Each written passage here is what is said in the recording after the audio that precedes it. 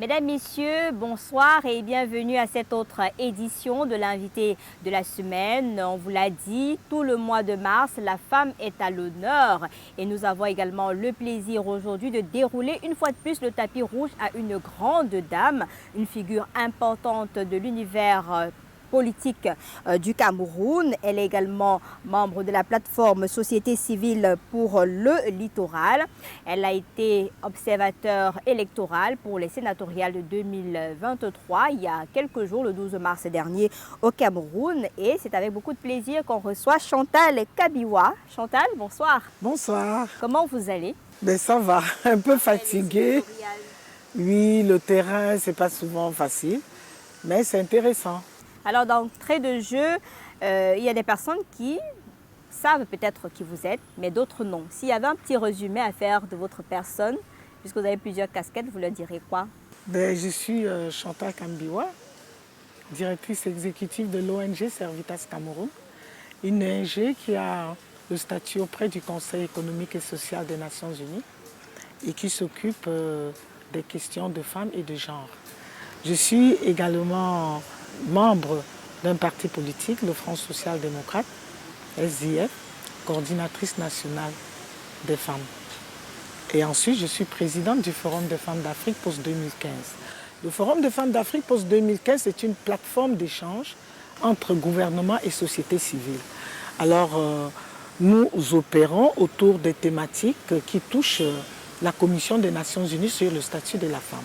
Cette année, nous avons travaillé, comme habituellement, sur la problématique femmes et les technologies au cours de la 67e session des Nations Unies sur le statut de la femme qui a eu lieu aux États-Unis.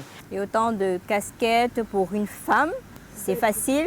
Oui, en tout cas, ce n'est pas si compliqué que ça parce que c'est la même thématique. En fait, je ne suis pas dispersée dans mon travail. J'ai un focus, les femmes, les jeunes et leur implication dans la vie, dans la société. Avant de parler du genre qui vous concerne particulièrement, vous avez signifié que vous êtes membre du SDF. Vous l'êtes encore? Toujours. Parce qu'on a vu un peu les remous au sein du SDF et on s'est demandé de quel bord est-ce que vous appartenez finalement, puisque les exclus sont exclus, mais disent qu'ils sont encore là. Ils sont là. Nous sommes là. Je fais partie de ces exclus. C'est le G27. Je l'assume pleinement. En fait, c'est juste un courant dans le parti. Donc, le reste relève des problèmes qui peuvent surgir autant bien au sein d'une famille. Et celle-ci, c'est la famille politique. Et votre combat, c'est lequel aujourd'hui? Notre combat, c'est le respect des textes. Et je pense toujours dans la problématique qui est la mienne. Tant que les textes sont bafoués, c'est la femme, une fois de plus, qui va payer le lourd tribut. Donc, je me bats à ce que les décisions qui sont prises au sein de notre parti politique soient ceux des textes que nous avons adoptés. Lorsque les textes ne coïncident plus, on les change, mais on ne les viole pas. Et aujourd'hui, nous avons assisté à une série de violations des textes, tout simplement, dont nous demandons que les choses reviennent à la normale. Rendu à ce jour, vous avez l'impression que le message passe? Parce que quand on regarde pour entrer de plein pied dans les sénatoriales, ce qui s'est passé? Le message, ça passe. Mais maintenant, c'est la transformation de cette capture de message qui reste à faire. Tout le monde a compris pourquoi nous nous battons. Tout le monde a compris pourquoi il y a ce problème.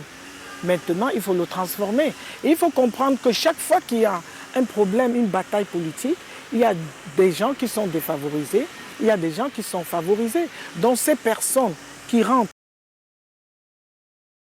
en jeu, beaucoup ne veulent pas.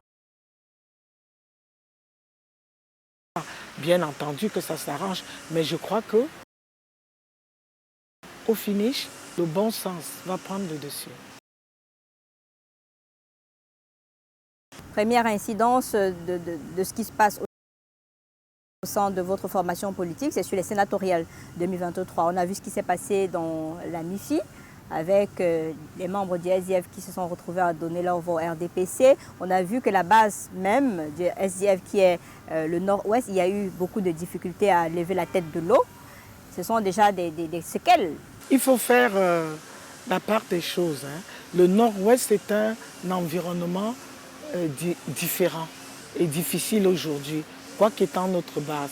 Donc, le challenge là-bas était à plusieurs niveaux, parce que dès que les problèmes sécuritaires rentrent dans la question des élections, ça devient difficile. L'aspect déjà libre ne l'est plus, et puis ça entraîne tout ce que vous pouvez imaginer. Maintenant, à l'ouest, il doit avoir, lorsqu'on pose la question à des camarades, parce que personnellement, je leur ai demandé, d'autres parlent de retour de l'ascenseur, parce qu'une fois, ils ont voté pour eux parce qu'ils n'avaient pas de liste. D'autres parlent de sanctions. On parle aussi de l'argent qui a circulé.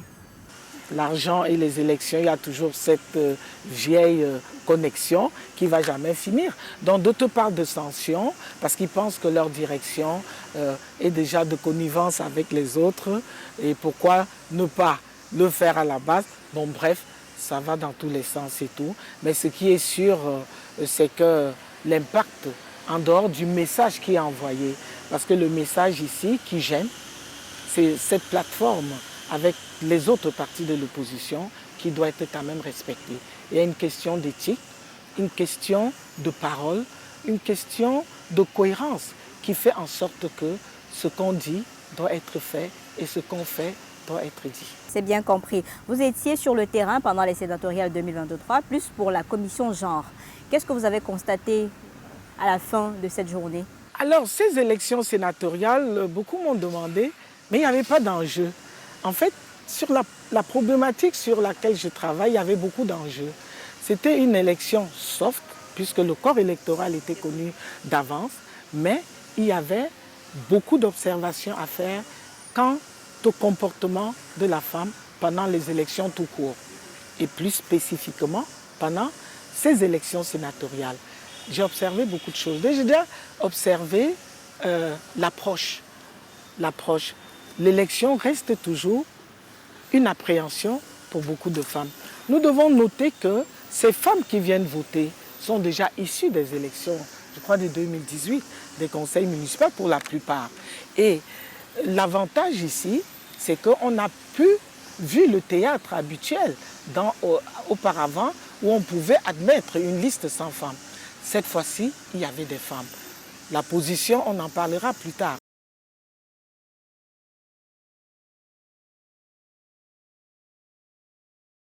Il y avait des femmes. Donc,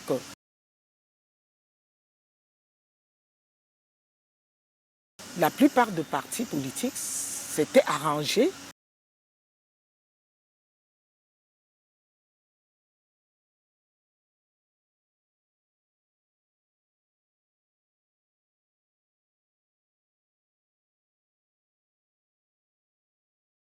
en amont d'avoir des femmes. En tête de liste même. Ben oui, en termes dont elles devaient y être forcément. Bien entendu, pas en nombre suffisant. Et ça s'explique. Ça s'explique parce que la loi qui a permis à ce qu'on ne puisse plus avoir des listes sans femmes pour plusieurs est encore insuffisante. Et encore insuffisant, la loi 2012/001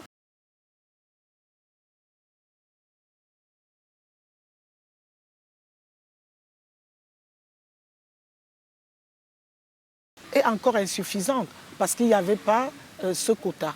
Il y a d'autres, parce que ils voulaient absolument que leur liste passe. Ils ont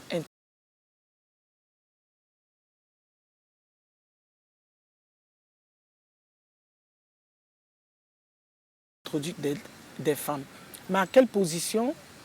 C'est ça le problème. Ce qui fait que dans les mairies où il y a eu partage, les femmes sont restées puisqu'elles étaient au bas des listes et les hommes étaient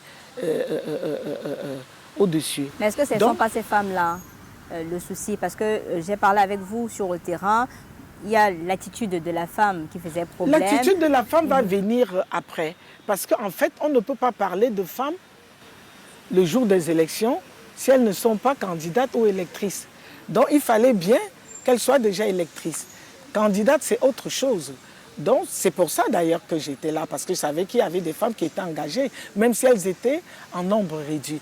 Donc pour celles qui venaient déjà en nombre réduit, j'ai pu remarquer que l'impact de ce côte-in-côte remplissage de listes s'est manifesté. Parce que parmi les personnes qui ne savaient pas comment voter, la plupart étaient comment se comporter, c'était des femmes. Déjà, elles savaient. Beaucoup vont me dire, mais quand même, ce sont des conseillères municipales. Oui, elles sont des conseillères municipales. Elles savent faire beaucoup de choses. C'est d'ailleurs pour ça que nous nous battons, pour que leur nombre augmente, parce qu'elles sont plus en contact avec la société à la base. Mais ce sont des conseillères municipales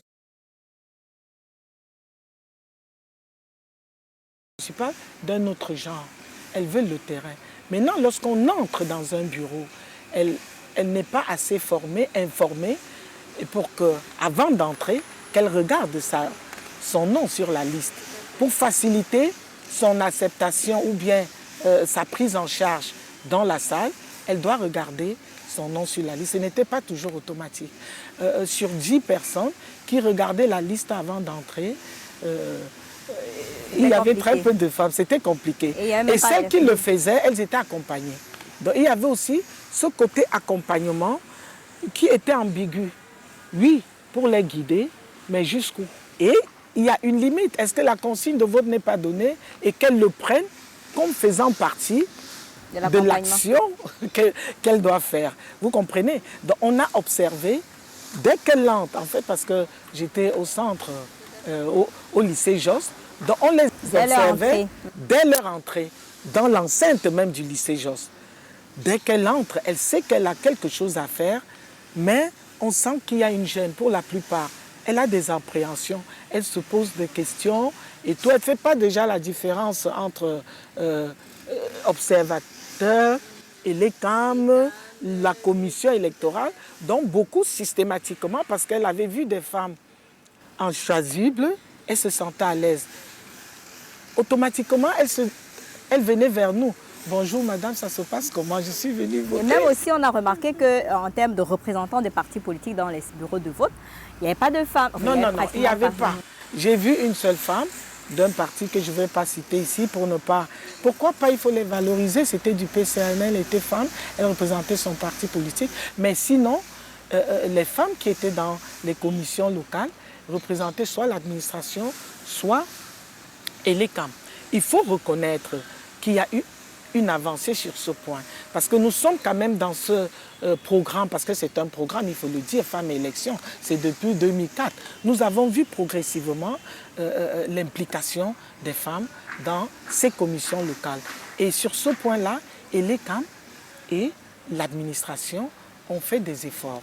Avant, c'était systématiquement des hommes, très peu de femmes. Mais là, au contraire, on a vu à chaque fois qu'il y avait des femmes, c'était soit ELECAM, soit l'administration. Et je peux vous dire que ça rassure aussi la femme. Ça contribue de la mise en forme, en condition de cette femme qui rentre dans une salle, qui se reconnaît en l'autre. Elle est plus en confiance et elle peut mieux s'exprimer. D'accord, mais vous qui êtes sur le terrain et qu'on a senti votre jeune ce jour-là, quels sont les points à retoucher pour que ça commence à partir de la base? Voilà, à partir de la base, c'est la formation, c'est l'éducation. Ces femmes qui aujourd'hui veulent, parce qu'il y a beaucoup qui veulent s'engager, le travail que la société civile a pu faire, y compris Servitas Cameroun, que je représente, c'est d'ailleurs sur cette casquette que je suis sur votre panel aujourd'hui, la formation. Il y a beaucoup de femmes qui veulent s'impliquer, elles ne savent pas comment le faire. Il faut accentuer cette formation, d'abord au sein des partis politiques, parce qu'au Cameroun, il faut bien comprendre qu'aujourd'hui, les candidatures indépendantes ne courent pas des rues et que systématiquement, et elles doivent comprendre qu'elles doivent appartenir à un parti politique. Ça, c'est automatique. Donc, le genre « je ne fais pas la politique désolé, il faut bien passer par un parti politique. Et je vais vous dire, honnêtement, c'est mon engagement politique vient de là. Mais elles ont peur des hommes, parce que les hommes ont un certain Mais oui, parce poids. qu'au sein des niveaux, au sein des partis politiques, il y a beaucoup de violence. Il y a beaucoup de violence psychologique. Ça ne se voit pas, mais lorsque vous interrogez des femmes qui militer dans un parti politique en tant que femme, surtout dans un parti politique de l'opposition, c'est pas facile. On ne vous fait pas de cadeaux. Même dans le parti politique au pouvoir, parce qu'à chaque fois, nous avons eu, grâce aux partenaires de développement qui accompagnent le Cameroun sur cette thématique, des rencontres après des élections. C'est-à-dire qu'on a l'impression, pas que l'impression, nous vivons exactement les mêmes problèmes, quel que soit le parti politique auquel nous appartenons. Il y a des violences psychologiques qui font en sorte que les femmes désertent leur militantisme dans la politique. Elles ont peur. Du coup, on vous dit qu'on n'a plus des Madame Phoning dans les partis politiques qui prennent leur courage pour dire un certain nombre de choses, se mettre au devant de la scène et éviter d'être celles qui applaudissent, accompagnent, servent à manger dans les partis politiques. Il y en a, mais celles-là sont vraiment la bête noire de leurs camarades hommes. Alors, pour celles-là, qui peuvent, parce que lorsque on franchit cette étape de liberté, alors on est traité de tous les noms. Lorsqu'on a du caractère en politique, on a mauvais caractère. En fait, c'est ça la définition. Lorsqu'on a du caractère, quand vous voyez dans un parti politique une femme qui est pointée du doigt, regardez bien, c'est celle-là qui fait ce qu'il faut faire.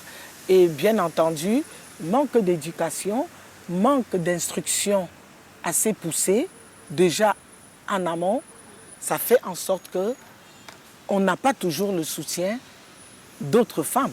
Elles se disent oui, qu'est-ce qu'elle veut montrer, elle pense qu'elle est comment. Justement, elle se met à la merci de ses camarades hommes qui vont se servir d'elle pour mener leur combat.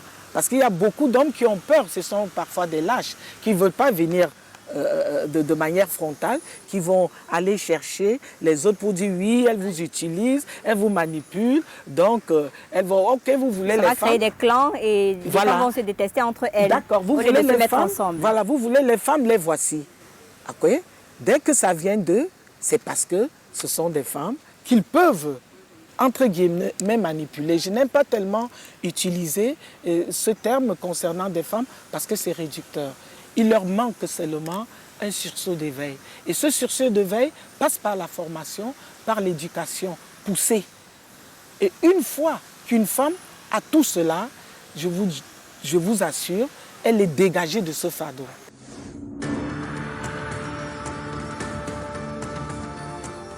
Les échéances arrivent, parce qu'on a les sénatoriales, on aura les législatives, on aura la présidentielle. Comment, et les femmes sont plus nombreuses dans les partis politiques aujourd'hui, comment amener ces femmes-là aujourd'hui à vaincre tout ce que vous avez évoqué tout à l'heure, pourquoi pas demain aussi qu'on ait des femmes présidentes de partis politiques, qu'on ait des femmes têtes de liste, qu'on ait des femmes véritablement à des postes ou à des candidatures stratégiques pour permettre aux autres femmes de fédérer. Ce qui est sûr, c'est que la femme imite toujours. Vous allez voir, même dans son quotidien, il y a le phénomène de mode. Quand c'est les coiffures, les bananes, elles font des bananes. Si ce sont des robes, les tissus et tout. Donc, s'il y a plus de femmes, elles vont comprendre qu'elles peuvent aussi y être. Et ce genre d'imitation, c'est ça qui est bien. Elles peuvent aussi y être. Mais il faut déjà s'atteler sur deux approches. La femme qui n'est pas encore engagée en politique, il y a un autre genre de travail à faire. Il faut déjà lui faire comprendre que la politique, ce n'est pas déjà fait pour les hommes, que pour les hommes, et qu'elle peut. Et que dans son quotidien, là où elle dit qu'elle ne fait pas la politique, en fait, elle fait la politique. Tout à fait. Même à la cuisine, il faut faire la politique pour préparer. Et lui faire comprendre que la politique, en fait, c'est de chercher des solutions aux problèmes des populations. Et qu'elle le fait déjà très bien au niveau de sa famille. On lui demande tout simplement de le faire à une autre échelle. Que ça ne soit pas seulement dans sa famille nucléaire, que ça passe. Et elle le fait même très bien. Qu'elle soit utile dans sa communauté. Qu'elle soit utile dans sa communauté. Et elle l'est même. Mais il suffit seulement de lui dire ce que tu fais là au quotidien, on te demande, on a besoin, parce que notre pays s'est engagé à faire de la femme une actrice de développement. Et tout ça, ça passe par cette formation. Il suffit seulement de dire à celle-là, écoute ce que tu fais, ton pays, le Cameroun, a besoin de toi à un certain niveau pour que tu le fasses à plus grande échelle. Et là, il y a toute une autre formation parce que le message, ce n'est pas toujours le même. Vous n'allez pas tenir le même message à celle qui n'est pas encore engagée qu'à celle qui est déjà à l'intérieur des partis politiques. À celles qui sont déjà à l'intérieur des partis politiques, c'est qu'elles ont déjà compris qu'elles doivent y être. Même si aujourd'hui, elles sont parfois par défaut parce qu'on s'est dit qu'il faut venir, sinon nos listes ne passeront pas. Tant mieux pour nous, les femmes. Les listes ne passeront pas. À celle-là, on va beaucoup crier solidarité. Pourquoi? Parce qu'après une échéance comme celle-là, nous devons travailler de façon transversale. Tant que les femmes engagées en politique ne feront pas tomber les barrières politiques à un certain niveau, il y aura toujours des obstacles. On va toujours essayer de mettre la femme en face d'une autre femme. Et ça, aujourd'hui, on a cette possibilité, puisque la plupart des femmes engagées en politique travaillent en société civile. Travaillent en société civile, donc il y a une plateforme, comme la Plafocide, je vais prendre l'exemple de la Plafocide, dont je suis membre, la plateforme des organisations de la société civile du littoral, qui donne en son sein cette possibilité. On pense que vous êtes des frondeuses. L'expression, quand on vous regarde en plateforme, on pense que vous êtes... Mais non, pas du tout. Au contraire, lorsqu'on a compris ce que nous faisons, on finit par savoir qu'on a besoin des personnes comme nous pour impacter le quotidien. Ça permet de vous demander, depuis que vous travaillez sur la commission genre, est-ce que vous avez des chiffres depuis le début que vous avez commencé? Aujourd'hui, est-ce que ça s'est amélioré? Nous sommes en 2023 et il y a des femmes qui ont un peu compris ce qui se passe. Est-ce que vous avez la possibilité de nous dire que oui, il y a quand même des avancées? Il y a des avancées. N'allons pas aux basses échelles. Regardons l'Assemblée nationale. On est largement alors, on dit qu'elles sont juste assises là, elles n'ont pas vraiment grand-chose à dire. Elles sont juste assises là, avec leur make-up. Non, entre. Vous avez posé la question de savoir s'il y a eu des avancées. Oui, oui. Mais il y a encore beaucoup à faire. Elles sont encore assises là. Pourquoi? Mais il fallait déjà qu'elles y soient. D'accord.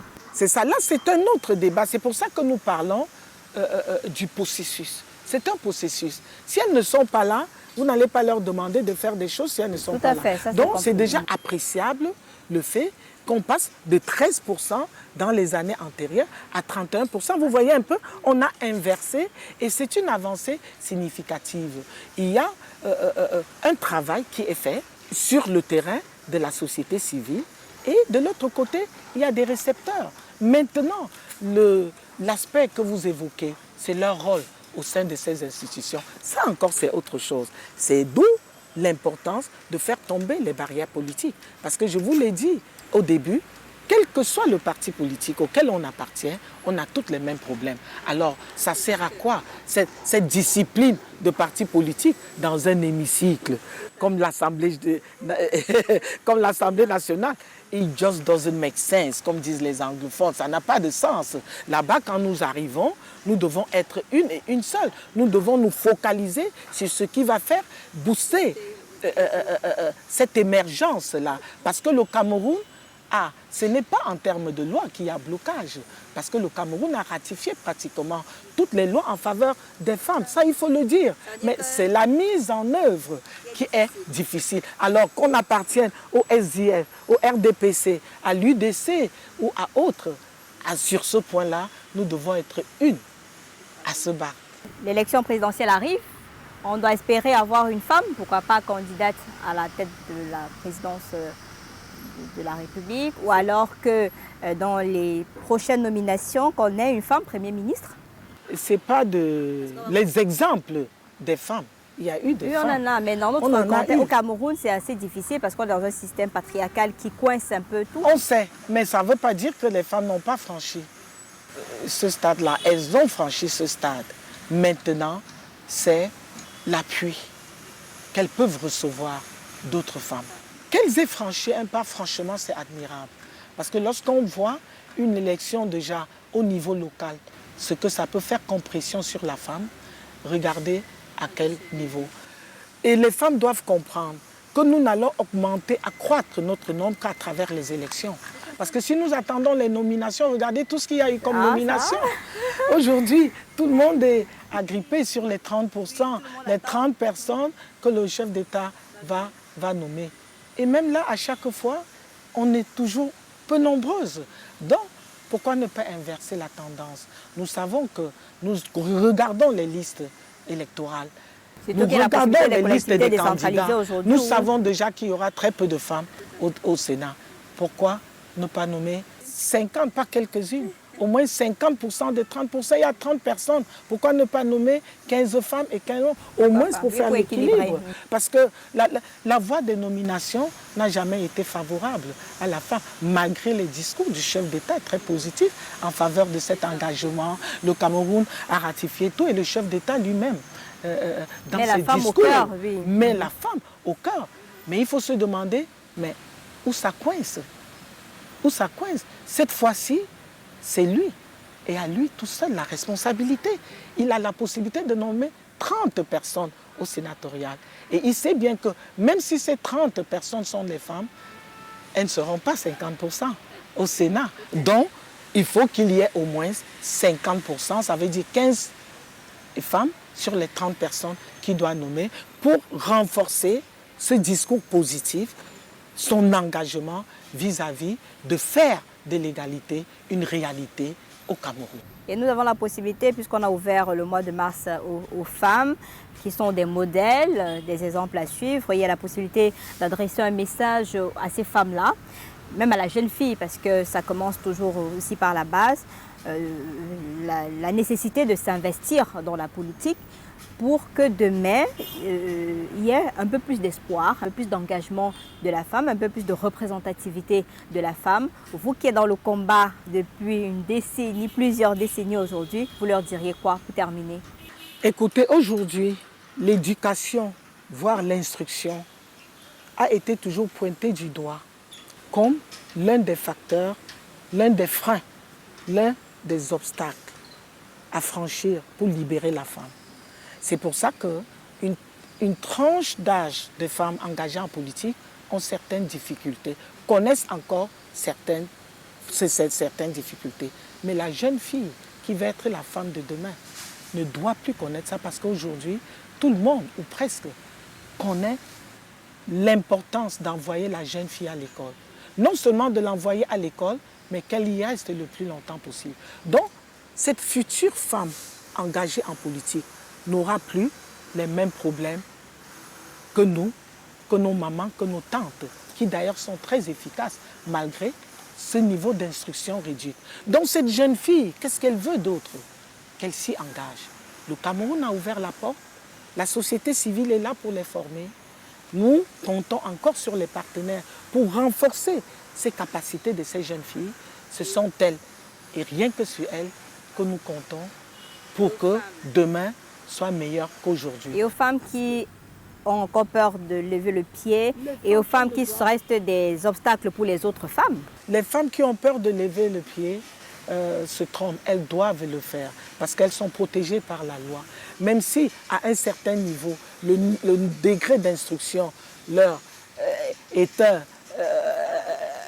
un problème parce que la loi dit il faut savoir lire et écrire l'anglais ou le français. Mais je crois que même comme c'est dit, on ferme quand même l'œil dessus.